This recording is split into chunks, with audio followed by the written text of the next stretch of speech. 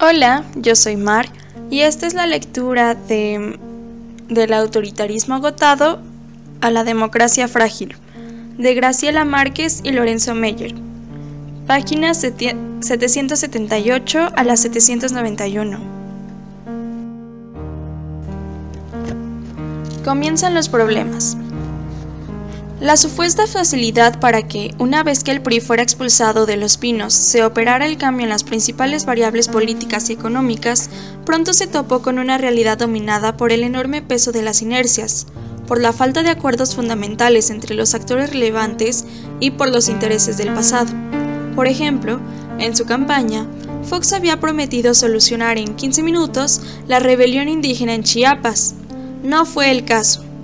El 24 de febrero de 2001, y al calor del cambio, una comisión del neozapatismo encabezada por el subcomandante Marcos decidió salir de sus montañas. Pese a las presiones para que impidiera el desplazamiento, el nuevo presidente no intentó obstaculizarlo, sino todo lo contrario. Tras un espectacular recorrido por varios estados, una de las representantes de los rebeldes, la comandante Esther, logró ser recibida en el Congreso de la Unión para exponer directamente las razones por las que su movimiento exigía el cumplimiento de los acuerdos de San Andrés en materia de legislación indígena, regirse por sus usos y costumbres y ejercer la propiedad colectiva de los recursos naturales de su zona, que habían sido rechazados por el gobierno anterior. Este cumplimiento requería un cambio constitucional que reconociera a las comunidades indígenas como corporaciones autónomas. Sin embargo, semanas después, en abril, una amplia coalición PAN-PRI con elementos del PRD se opuso a esa autonomía y en julio se aprobó una reforma al artículo 2 de la Constitución. Su reglamentación quedó pendiente, relativa a los derechos indígenas, pero sin dar forma a la base territorial autónoma exigida por los rebeldes y por muchos otros grupos en municipios con mayoría indígena.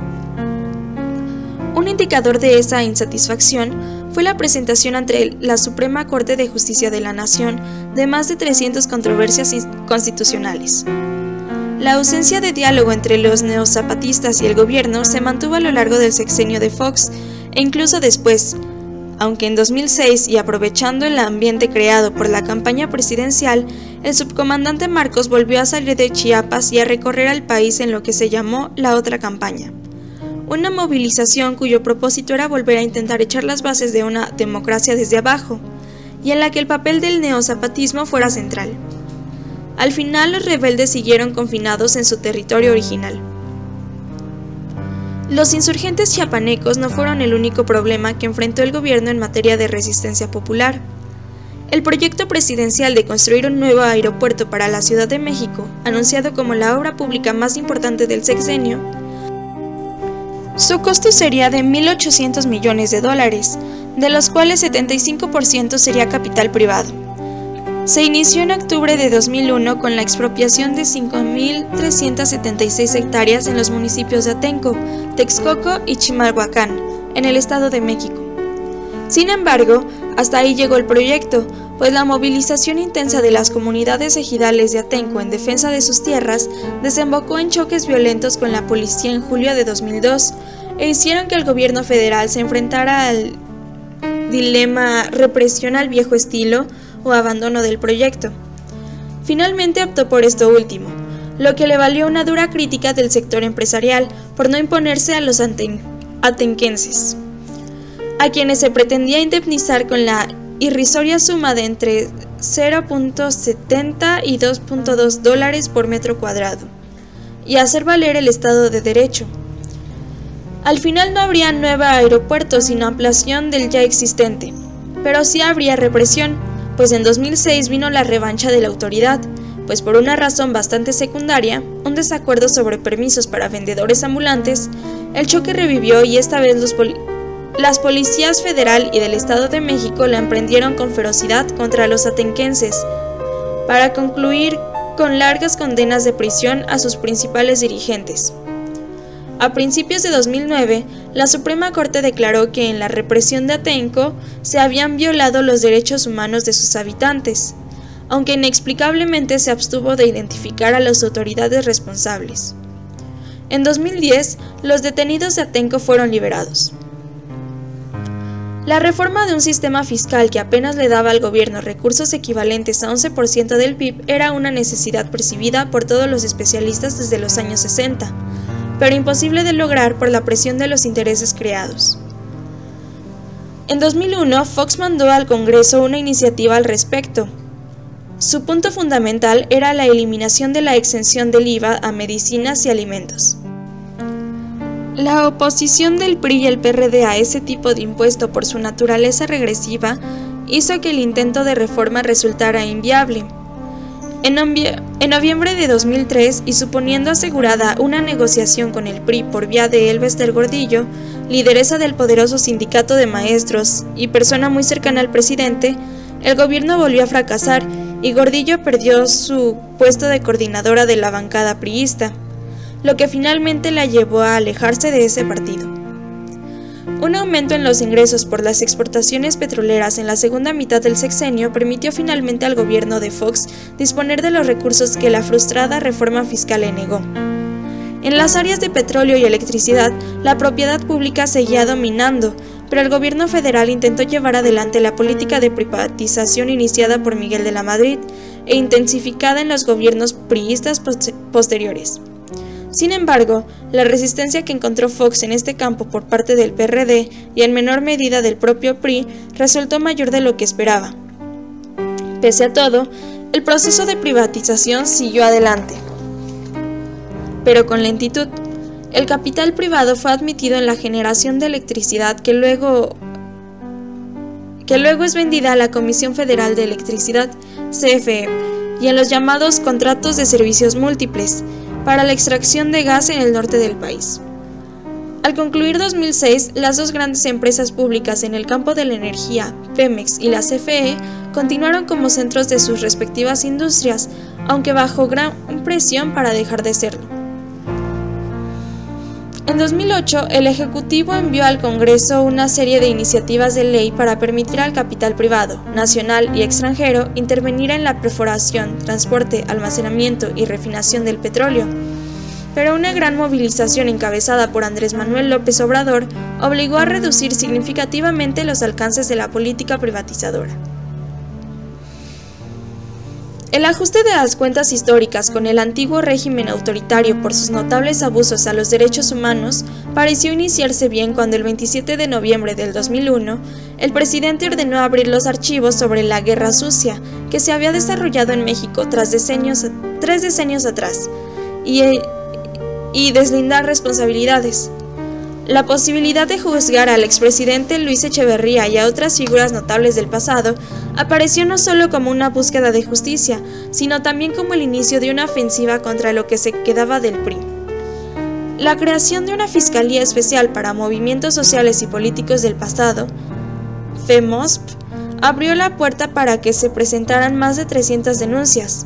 Sin embargo, el empeño por confrontar a fondo el pasado pronto perdió fuerza, pues el nuevo gobierno, ante fracasos como el de su reforma fiscal, optó por no distanciarse más del PRI, sino por el contrario, invitarle, en palabras de Fox, a cogobernar el cambio. Cuando la FEMOSP fue disuelta en noviembre de 2006, solo había logrado que se giraran un par de órdenes de aprehensión y ambas contra personajes secundarios. La acusación contra el expresidente Echeverría por genocidio fue desechada en 2009 y el tema de la impunidad siguió sin encontrar solución formal. La apertura de los archivos de la Guerra Sucia fue parte de una política en torno a la información pública que, no obstante el fracaso de la FEMOSP, finalmente constituyó uno de los éxitos del nuevo régimen, el acceso a la información del gobierno federal y sus dependencias. El Instituto Federal de Acceso a la Información, IFAI, creado por ley el 11 de julio de 2002, significó un paso mayor para hacer real el concepto de ciudadanía, pues el ocultamiento sistemático de la información gubernamental había sido una de las herramientas básicas en el ejercicio del antiguo autoritarismo. No fue fácil echar abajo las inercias, pero al finalizar el sexenio de Fox, el gobierno había dado respuestas a millares de demandas ciudadanas de información, y el derecho a la misma ya había arraigado como parte de la normalidad de la vida cívica mexicana. El otro ajuste de cuentas con el pasado prometido en la campaña del 2000 debería haber sido con la legendaria corrupción de la clase política del régimen priista. Era prácticamente imposible llevar al banquillo de los acusados a los numerosísimos sospechosos, expresidentes, antiguos secretarios de Estado, exgobernadores y presidentes municipales o administradores anteriores de empresas estatales, entre otros. Sin embargo, la opinión pública sí esperaba al menos la acusación y consignación de los peces gordos del pasado reciente. Por ejemplo, los dirigentes de Pemex y de su sindicato, responsables de haber desviado ilegalmente 500 millones de pesos, alrededor de 44 millones de dólares, de la empresa paraestatal hacia las arcas del PRI para ser empleados en la parte final de la campaña electoral del 2000. La expectativa no se cumplió ni siquiera a medias. Ningún pez gordo terminó en la cárcel y la razón principal fue la necesidad del presidente Fox de negociar con el PRI su colaboración en los momentos decisivos del sexenio. Lo ocurrido en Oaxaca en 2006, en circunstancias dominadas por la lucha por la sucesión presidencial, fue un ejemplo extremo de la dificultad de actuar contra los abusos pasados o presentes del PRI. Como resultado de una represión fallida el 14 de junio contra una protesta de los maestros de la sección 22 del SNTE en la capital de ese estado, se inició un movimiento popular contra el gobernador de origen priista, Ulises Ruiz, que terminó por dar vida a una organización muy heterogénea: maestros, universitarios, colonos, activistas, denominada Asamblea Popular de los Pueblos de Oaxaca, APO, que paralizó la ciudad hasta llegar a un estado preinsurreccional.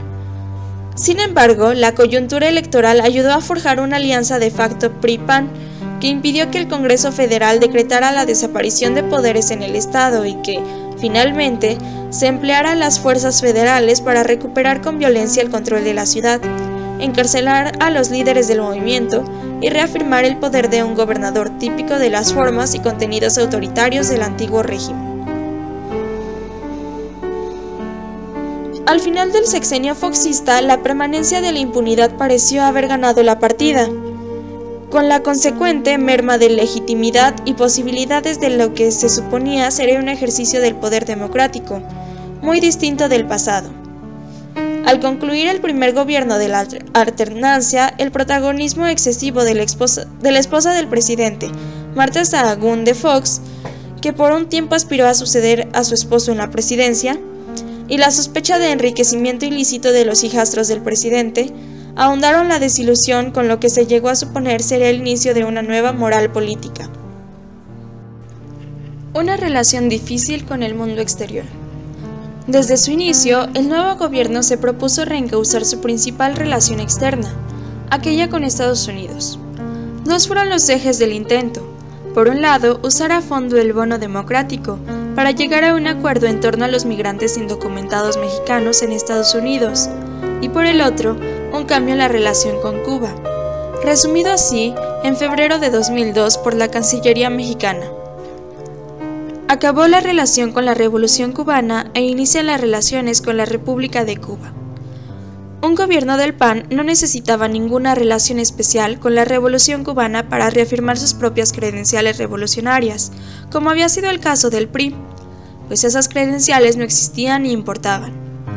En 2004, las tensas relaciones México-Cuba llegaron al punto en que ambos países retiraron temporalmente a sus respectivos embajadores. Y aunque pronto volvió a una cierta normalidad, esta careció de contenido. A diferencia del régimen priista, el de Fox eligió el tema de la crítica a la violación de los derechos humanos en Cuba para tomar la distancia del régimen castrista. En sentido estricto, los primeros pasos en esa dirección ya habían sido dados por Ernesto Zedillo, y, a la vez, empezar a negociar con Washington el grave problema que representaba la presencia de entre 4 y 6 millones de trabajadores mexicanos indocumentados en Estados Unidos.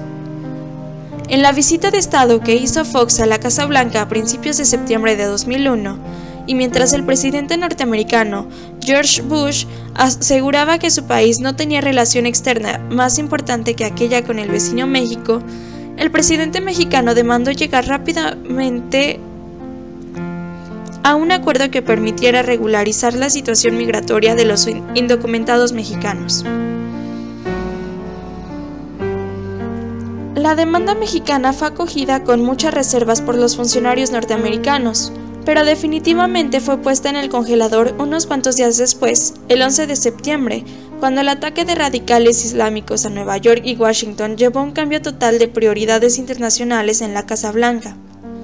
A partir de este momento, lo más importante para el gobierno de George Bush fue la guerra contra el terrorismo, y la relación con México devino en algo muy secundario.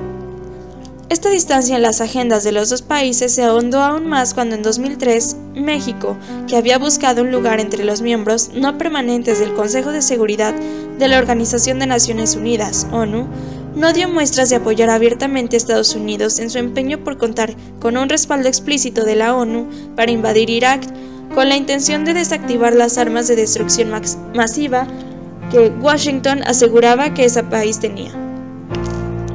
Al término del sexenio, Estados Unidos había aumentado notablemente sus medidas para impedir el ingreso de mexicanos indocumentados, que incluían la construcción de un muro a lo largo de varios tramos de la frontera, y pospuesto para un futuro indefinido, la posibilidad de un acuerdo sobre trabajadores indocumentados. El aumento de la violencia de las organizaciones o cárteles de narcotraficantes, especialmente en los estados fronterizos con Estados Unidos, llevaron a que las autoridades de ese país se empezaran a mostrar preocupadas por el tema e incluso presionaran de una manera muy abierta a los mexicanos para que recuperaran el pleno control de la zona. En 2005, la Embajada de Estados Unidos anunció el cierre de su consulado en Nuevo Laredo, alegando la falta de garantías en esa ciudad, y para inicios del 2009 se discutía en los medios y el gobierno norteamericanos si el concepto de Estado fallido debía aplicarse a México. En realidad, y pese a la creciente acción del ejército y la armada, las actividades del crimen organizado no pudieron ser neutralizadas y llegaron a convertirse en un serio problema de seguridad pública y en un asunto de seguridad internacional, pues a principios de 2009 el Procurador General de Estados Unidos calificó el asunto como de seguridad nacional, lo que irritó a las autoridades mexicanas. La visita del nuevo presidente estadounidense, Barack Obama, a la Ciudad de México en abril de ese año fue interpretada como una señal de apoyo de Washington a la forma como se llevaba la campaña mexicana contra el crimen organizado, con lo que disminuyó la tensión entre los gobiernos. Pero la raíz del problema, la precariedad de las instituciones encargadas de la seguridad y la justicia en México, aún tenía que demostrar su eficacia. En la América Latina de inicios del siglo XXI se acentuó un cierto giro a la izquierda, pero lo más importante fue que las elecciones norteamericanas de 2008 alejaron a Estados Unidos de la derecha.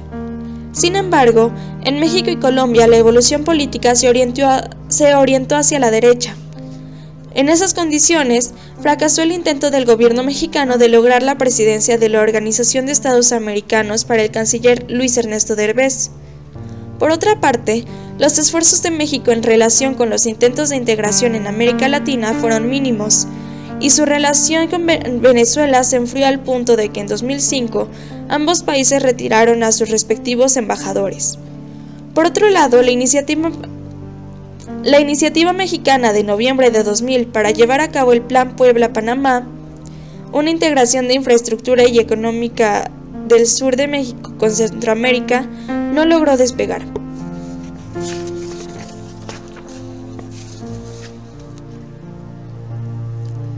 El conflicto con la izquierda y la permanencia del PRI. Una de las consecuencias de elegir al PRI como el interlocutor principal del gobierno panista para alejar así la posibilidad de una alternancia hacia la izquierda en 2006 fue un fortalecimiento del viejo partido de Estado en las elecciones intermedias de 2003. Gracias al fracaso de las principales iniciativas políticas de Fox, combinadas con la fuerza de sus gobernadores, el PRI logró ser la primera minoría en la Cámara de Diputados, tras obtener 222 curules frente a 151 del PAN y 95 del PRD. La posibilidad de una mayoría panista en el Congreso en la segunda mitad del gobierno de Fox simplemente se evaporó, y con ella también la opción de llevar adelante su agenda de cambios. A partir de 2003, el eje de la lucha por la sucesión presidencial se perfiló no tanto como una disputa entre los tres grandes partidos. Los pequeños simplemente buscaron el mejor lugar en ese tripartidismo de facto, sino entre dos proyectos de nación, uno de izquierda y otro de derecha. En efecto, para entonces las encuestas ya destacaban las posibilidades de victoria de la izquierda. Si el jefe de gobierno del Distrito Federal, Andrés Manuel López Obrador, AMLO, encabezaba la planilla del PRD.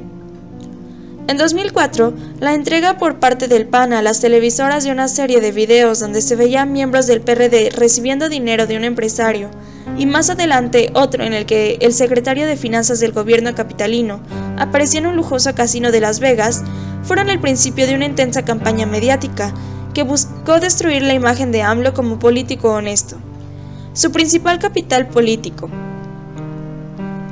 Esta campaña tuvo cierto éxito, pero no es suficiente para eliminarlo como candidato presidencial. En ese mismo año, el gobierno federal procedió a un juicio de desafuero del jefe de gobierno, bajo la acusación de no haber obedecido a tiempo la orden de un juez para detener la apertura de una calle que buscaba dar salida a un hospital recién construido en el poniente de la ciudad.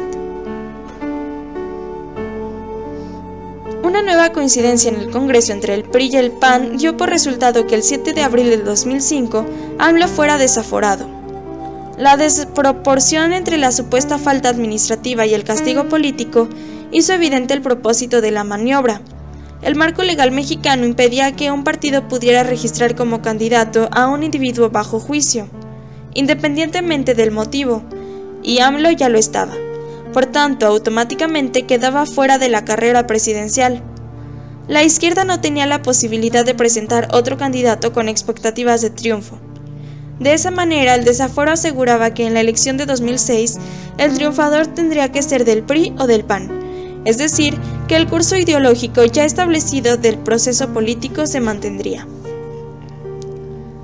La eliminación de AMLO de entre los candidatos para la contienda presidencial se vio frustrada por algo que no previeron el gobierno o el PRI: una reacción adversa de la prensa internacional y, sobre todo, una enorme movilización de las bases populares en apoyo al jefe de gobierno de la capital.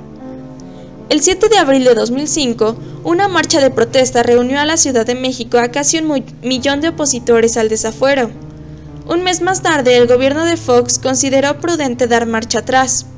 Para hacerlo, acudió a otra maniobra tan peculiar como aquella con que había empezado el problema: desistirse de la acción legal contra AMLO, alegando que en los códigos no había castigo para el tipo de delito por el cual se le quería enjuiciar. Al final, el único que perdió el puesto fue el acusador de AMLO, el Procurador General de la República. Sin embargo, la dureza de la lucha por el poder entre izquierda y derecha se agudizó, pues ya habían quedado claros los alcances y el significado de la rivalidad. A finales de 2005, los tres grandes partidos nombraron a sus respectivos candidatos presidenciales. En el PAN se eligió no a quien Fox apoyaba, sino a un panista tradicional, el michoacano Felipe Calderón, expresidente de ese partido e hijo de uno de los fundadores del mismo. El PRI optó por un miembro destacado de la vieja guardia, pero sobre el que pesaban sólidas sospechas de fraude y corrupción, mientras fue gobernador de Tabasco, Roberto Madrazo. Finalmente, el PRD, en contra de la voluntad de su fundador, Cuauhtémoc Cárdenas, designó a AMLO a su portaestandarte. Tres partidos pequeños se unieron a los grandes. El Partido Verde jugó con el PRI y los partidos del Trabajo y Convergencia lo hicieron con el PRD, pero Nueva Alianza y Alternativa nombraron candidatos que recibieron apenas 0.96% y 2.71% respectivamente. En la práctica, su papel fue sumarse al PAN, Nueva Alianza, o restar votos al candidato de izquierda, Alternativa. Para 2006, ya había quedado claro que la disputa por la presidencia volvería a ser como la del año 2000, una entre dos candidatos. Pero esta vez no entre PRI y PAN, cuyos programas, si bien eran diferentes en la forma, no lo eran en la esencia, sino entre el PAN y el PRD. En este sentido, la elección terminó por presentarse como una entre proyectos realmente distintos. el de la izquierda y el de la derecha. El año se inició con una ventaja de la izquierda en las encuestas, pero una muy bien llevada campaña de publicidad basada en el miedo. AMLO fue presentado como un peligro para México y se le equiparó con Hugo Chávez, el presidente de Venezuela, a quien los medios caracterizaban como un populista entre ridículo y siniestro. Apoyada por el grueso de los medios masivos de comunicación y una muy tardía e insuficiente respuesta del PRD, hizo que esa ventaja inicial se evaporara para el momento de la votación. Felipe Calderón tuvo el apoyo abierto del presidente Fox, de los sectores empresariales y de las dos grandes cadenas de televisión, al punto que se violaron las normas vigentes. La campaña de la derecha destacó menos las virtudes del candidato del PAN y de su programa que el desastre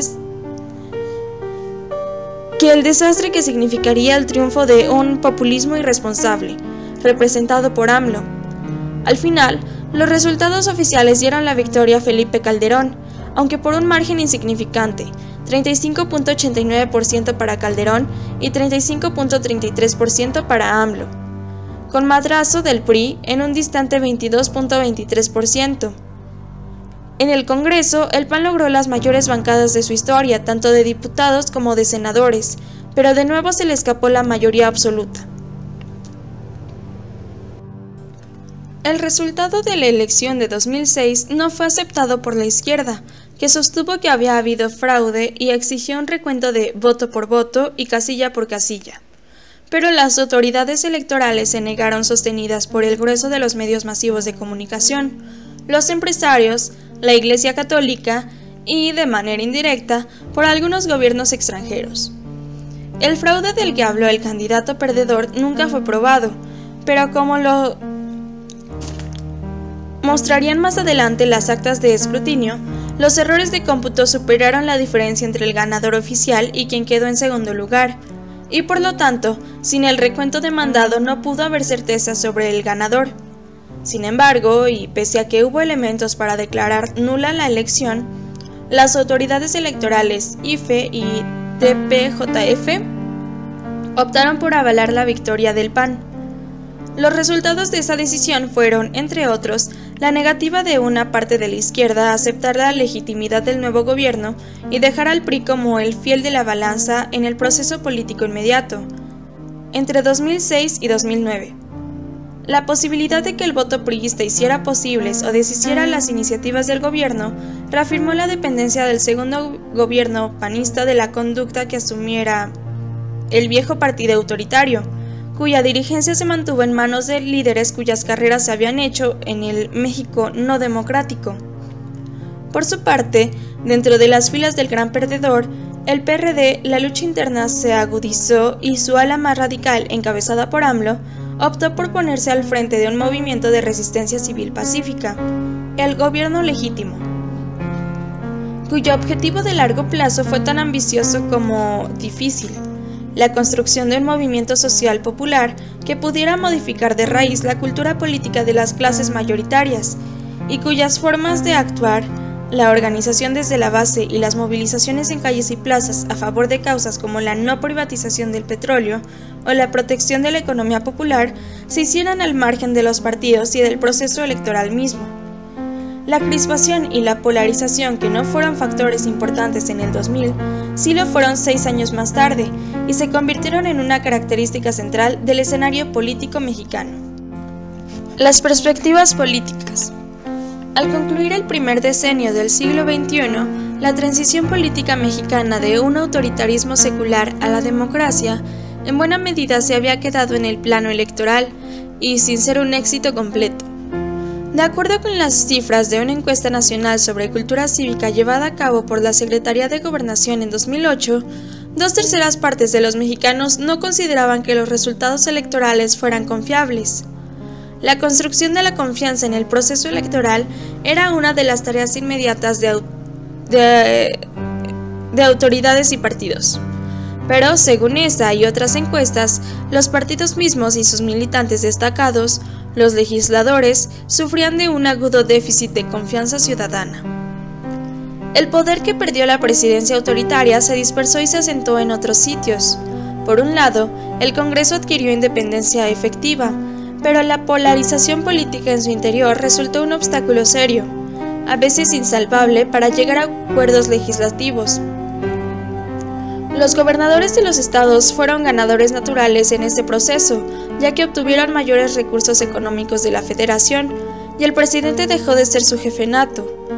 En teoría, ese fortalecimiento del federalismo debió ser también un fortalecimiento de la democracia.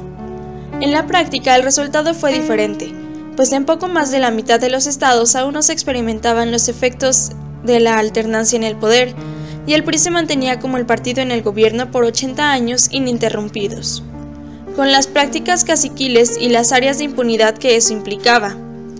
Como sea, la gran concentración territorial e institucional del poder había dejado de operar en México. El Poder Judicial fue otro depositario de la fuerza que perdió la presidencia de la República. Una consecuencia de lo anterior fue la judicialización de la política. La Suprema Corte empezó a decidir sobre temas importantes que un gobierno dividido era incapaz de negociar políticamente. Por último, los llamados poderes fácticos. Ese heterogéneo mundo que comprendía lo mismo a las grandes cadenas de televisión que a las grandes concentraciones de capital, las iglesias o incluso los cárteles de narcotraficantes. También se apropiaron de manera legal o ilegal de partes del poder que el cambio de régimen restó a la presidencia y a su red institucional. En el inicio del nuevo régimen se lanzó la idea de transformar una transición que se había originado en el voto en algo más sólido, en una transición pactada mediante una gran negociación política. Se propuso y se discutió la posibilidad de dar forma a una nueva constitución o, al menos, de llevar a cabo una reforma a fondo del Estado. En un primer momento, los partidos se comprometieron a emprender tan histórica tarea. Los especialistas la delinearon con puntualidad en propuestas específicas, pero finalmente nunca se logró fusionar la voluntad y el consenso de los principales actores políticos para hacerla realidad. El resultado fue que las viejas estructuras y marcos jurídicos y la nueva realidad tuvieron que mal convivir en un compromiso cotidiano que a pocos les pareció satisfactorio y que no resultó base adecuada para dar forma a un verdadero proyecto nacional. Para 2010, era claro que una parte medular de la agenda política mexicana consistía en una acumulación de problemas políticos, sociales y económicos resueltos a medias o de plano sin resolver. Por otra parte, México experimentaba una auténtica novedad política, el surgimiento lento y contradictorio pero real de una opinión pública, de una sociedad civil que por mucho tiempo había estado ausente de la plaza pública, pero que por fin había surgido y echaba raíces. Las perspectivas económicas. A mediados de 2010, cuando México preparaba la celebración del bicentenario de la independencia y el centenario de la revolución, el panorama económico de México era muy poco alentador. La crisis económica mundial de 2008 y 2009 afectó severamente el crecimiento y el empleo, mientras que las remesas de los trabajadores migrantes en Estados Unidos se desplomaron. Las políticas de combate a la crisis fueron poco efectivas y fracasaron en contrarrestar los efectos adversos de la situación económica. Una vez más, el nivel de vida de millones de mexicanos disminuyó y, según los reportes de mediados de 2009, la pobreza aumentó. Al concluir el periodo, bajo examen, era posible afirmar que en el futuro previsible México enfrentaría retos cuya naturaleza determinaría la trayectoria del crecimiento de largo plazo. Como ya se señaló, a fines del siglo XX la población mexicana entró en un proceso de envejecimiento que aumentó la proporción de los individuos en edad productiva. A lo anterior se le caracterizó como el bono demográfico, el cual, según las estimaciones de CONAPO, se agotaría alrededor del año 2030. Por lo tanto, se puede considerar que esa fecha fija un horizonte crucial para el futuro y para el que se podrían construir tres posibles escenarios económicos, dependiendo de cuál sea finalmente el crecimiento anual promedio del PIB per cápita entre 2007 y 2030. Un crecimiento per cápita promedio de 5% anual es un supuesto en extremo optimista que permite resaltar las posibles consecuencias de un crecimiento alto y sostenido. Una segunda trayectoria es la que se obtiene de suponer un crecimiento anual promedio de 3.13%, que equivale al ritmo de expansión de la economía en el periodo 1940 a 1970, uno de los de más alto crecimiento en la historia de nuestro país. Un tercer escenario considera una tasa de crecimiento de 1.13%, es decir, similar al del periodo que se analizó en este capítulo. Finalmente, se explora lo que sería la economía mexicana en 2030 si lograra tener un comportamiento similar al que tuvieron en 2006, antes de que se desatara la crisis mundial. Las economías de Corea, España e Irlanda por un lado, y Estados Unidos por el otro. Si bien las tres primeras economías eran ya las propias de países considerados ricos, no lo eran a mediados del siglo XX. Sin duda, Estados Unidos es una referencia obligada por ser nuestro principal socio comercial. Los resultados del ejercicio comparativo descrito se muestran en la gráfica 1. Bajo el supuesto de una tasa de crecimiento de 5%, la más improbable, en 2030 México al fin habría alcanzado un nivel del PIB per cápita similar al de Irlanda en el año 2006, pero aún por debajo del de Estados Unidos. Para hacer realidad esa primera posibilidad, sería necesario avanzar sustancialmente en la elevación de la productividad de la mano de obra y que se aprovechara a cabalidad la ventaja ofrecida por el bono demográfico. En el escenario intermedio, en el que supone una tasa de crecimiento de 3.13%, similar al que ocurrió durante los años de la industrialización bajo el impulso del Estado, llevaría a un PIB per cápita equivalente a $26,000 al año en el 2030.